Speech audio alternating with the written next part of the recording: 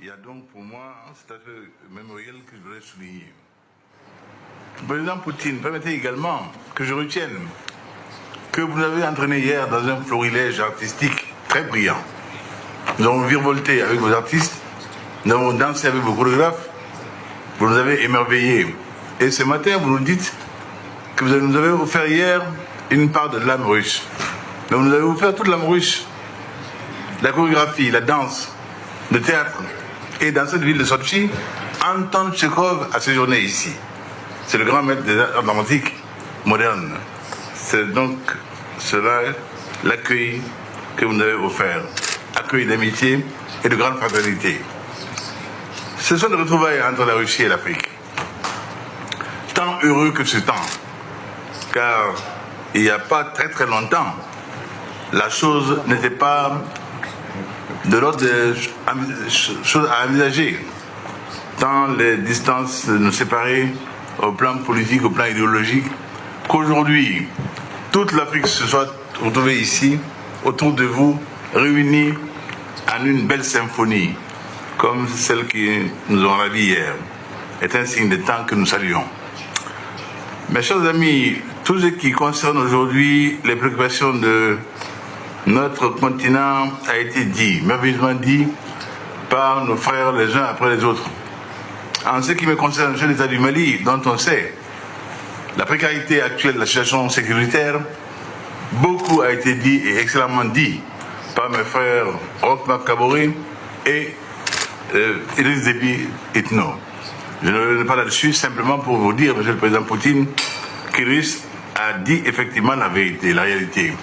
Quand on pense qu'un pays comme le Mali, que vous avez puissamment aidé à avoir une industrie débutante, se trouve aujourd'hui plombé dans son développement par la facture sécuritaire, 22%, chers amis, de nos recettes budgétaires sont aujourd'hui transférées dans les défense et de sécurité. C'est énorme, c'est un poids trop lourd. C'est autant de non-investis en social, en infrastructure, en énergie, en développement tout simplement. Cela est insupportable. Donc il est clair que nous avons besoin que votre amitié dans ce domaine-là se manifeste, comme dans celui également où chacun sait que vous êtes champion, la lutte contre le terrorisme. Vous l'avez dit vous-même que vous êtes qualifié, Monsieur le Président Poutine. Cette qualification, nous en avons besoin aujourd'hui. Le Sahel souffre aujourd'hui en tous ses parties. Cette agression sournoise, cette guerre asymétrique qui nous a été imposée à nos peuples et qui obère toute nos chances de développement. Là-dessus, vous avez l'expertise qu'il faut aujourd'hui et nous savons également soucier de nous. Pourquoi nous soucier également? Que nous soyons pris en compte dans les instances internationales pour les questions qui nous intéressent, qu'on nous fasse au moins la dignité et la considération d'entendre notre avis. Cela a été dit par mes frères. Il serait souhaitable que là aussi, nous bénéficions de l'appui qui nous a même manqué de la Russie. Que vous soyez encore là à nos côtés, pour que l'Afrique dise son mot dans les questions qui intéressent l'Afrique. Cela est de dignité obligatoire, cela est de simples questions aujourd'hui de respect entre l'Afrique et le reste du monde. Président, chers amis, chers présidents, il convient de rappeler que ce sommet doit constituer une plateforme de débat autour des questions et des défis. Cela a été dit et largement dit. Nous ne pouvons pas aujourd'hui nous quitter ici sans évoquer la sécurité dans tout ce développement parce que cette question-là est aujourd'hui vitale pour nous. Il s'agit d'une question de survie, liée également aux questions du changement climatique qui nous atteint de plein fouet. Quand on sait aujourd'hui le sort d'un lac comme le lac Tchad, qui a vu sa superficie diminuer de près de 80% en l'espace de 10 ans, c'est vous dire le drame humain, écologique auquel le monde assiste, presque sans intervenir. Dramatique.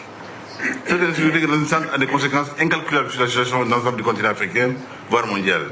Elle est de nature à fragiliser davantage les États de la région et à aggraver la précarité et la vulnérabilité de l'ensemble du Sahel.